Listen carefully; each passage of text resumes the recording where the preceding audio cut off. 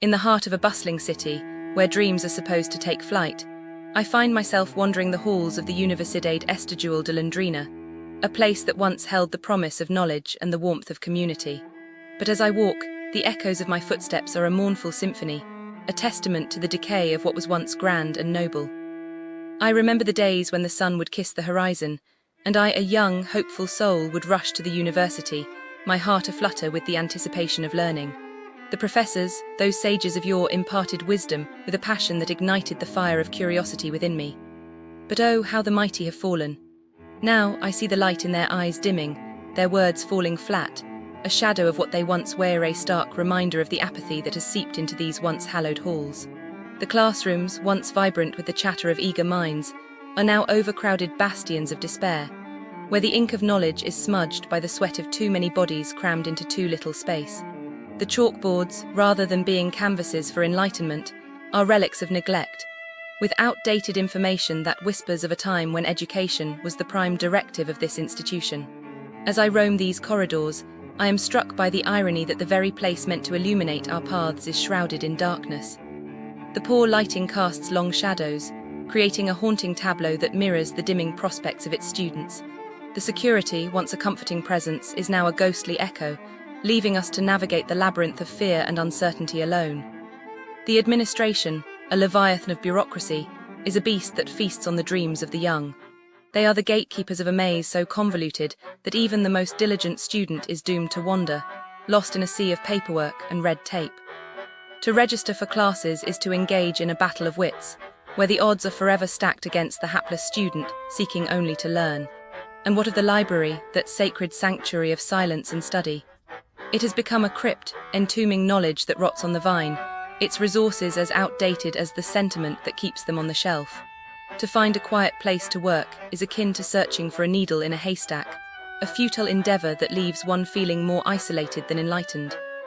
The cafeteria, once a melting pot of ideas and camaraderie, now serves up dishes that are a culinary crime. The food, tasteless and uninspired, is a slap in the face to those who seek nourishment for both body and soul. It is a cruel joke that we must pay for this sustenance, which saps our vitality rather than restoring it. But perhaps the most egregious of all is the hospital veterinario, a place where compassion should reign supreme, yet it is here that I have witnessed the depths of indifference.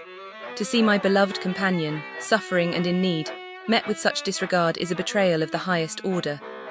The staff, more phantom than flesh, are but shadows that flit through the halls, leaving chaos and heartache in their wake. I have watched, with tears in my eyes, as the ideals of this institution crumbled like a house of cards in a tempest. The promise of a brighter future, once so clear, is now obscured by the fog of disillusionment. The university, my beloved Universidade Estadual de Londrina, has become a mere shadow of its former self, a monument to the erosion of public education. Yet amidst the ruin, I cling to the memory of what once was, a tapestry of experiences woven with the threads of friendship and knowledge. It is a bittersweet nostalgia that fuels my lament, a longing for a time when the university was a beacon of hope, a place where even the poorest among the— Here is the script. I am looking into crimes near Universidade Estadual de Londrina, and you know, it's really sad to see what's going on around there. Like, you'd think it's a safe area, but nope. Businesses near Universidade Estadual de Londrina are like really good at scamming people, especially tourists who are just trying to have a good time. Like, have you heard of the Christmas hamper scam? It happened in a supermarket near Universidade Estadual de Londrina. This woman approached a shopper and told them about this amazing deal on a Christmas basket, but they had to pay in advance. She even walked them through the aisles, pointing out all the products that would be in the basket. I mean, who wouldn't want a good deal, right? But it was all a scam. She took the money and disappeared. I predict the victim was probably really upset and felt so stupid for falling for it.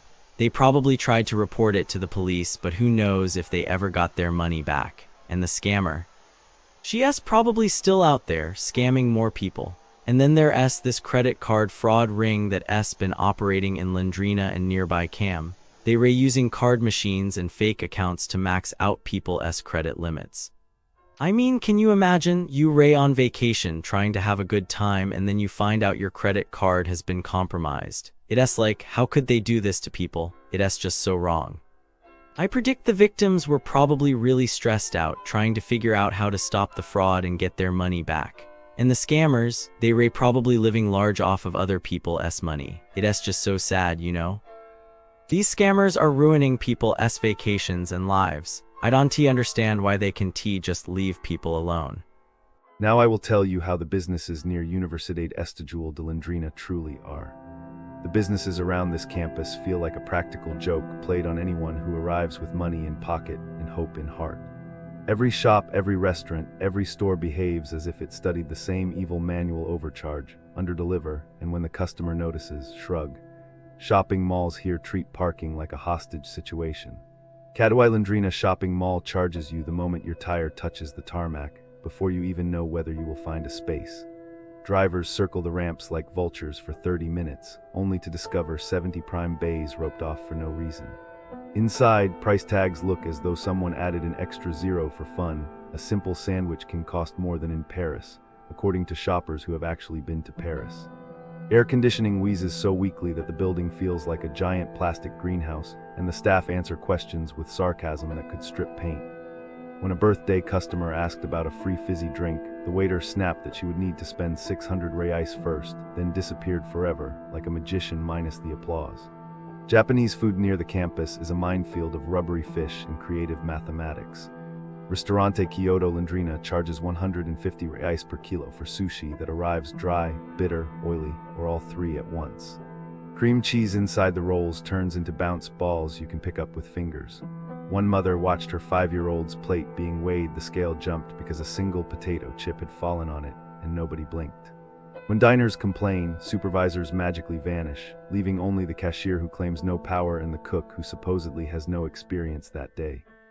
The message is clear: swallow the bill or swallow your pride, because freshness is optional and respect is off the menu. Vegan cafes promise kindness to animals but forget kindness to humans.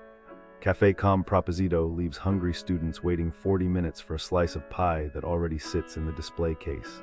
Staff chat among themselves while delivery bags for other neighborhoods skip the queue. A girl who ordered a broccoli croquette watched her friends finish entire meals before she finally gave up and left the waiter, then carried her untouched croquette to the counter and ate it in plain sight, like a silent insult memo. 9 family members begging for salt received 2 paper sachets the size of fairy tears. Allergic reactions are greeted with a shrug. After all, the chalkboard never promised you would survive lunch. Furniture stores operate in a time warp where tomorrow means sometime next season. Wood Prime sells chairs labeled ready stock, then confesses the chairs do not exist. Delivery dates slide from December to January to February while customer service ghosts read your messages and float away.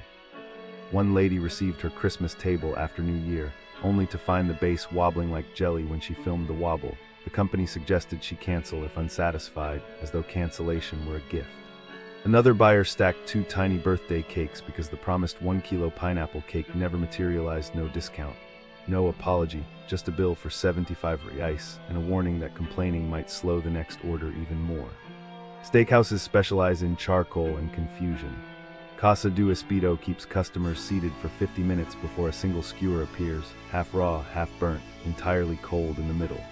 Staff joke that missing orders must have walked out on their own, then vanish behind the grill to watch the news.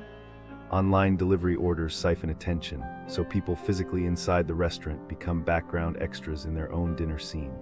Children cover their ears because the sound system blares funk lyrics that would make a sailor blush, while parents calculate whether escape is worth abandoning the deposit left on the bill. The golden thread running through every business is a gentle contempt for your time, your money, and your dignity. Prices climb like fever charts, quality sinks like broken elevators, and every apology arrives pre-recorded. If you don't like it, you can cancel. Travelers should imagine the area as a game board where each square charges rent, but refuses to let you build a house you pay simply for the privilege of standing still. If you must stay near the university, bring snacks from the bus station, fill your water bottle before arrival, and pack the patience of a kindergarten teacher on the last day of term.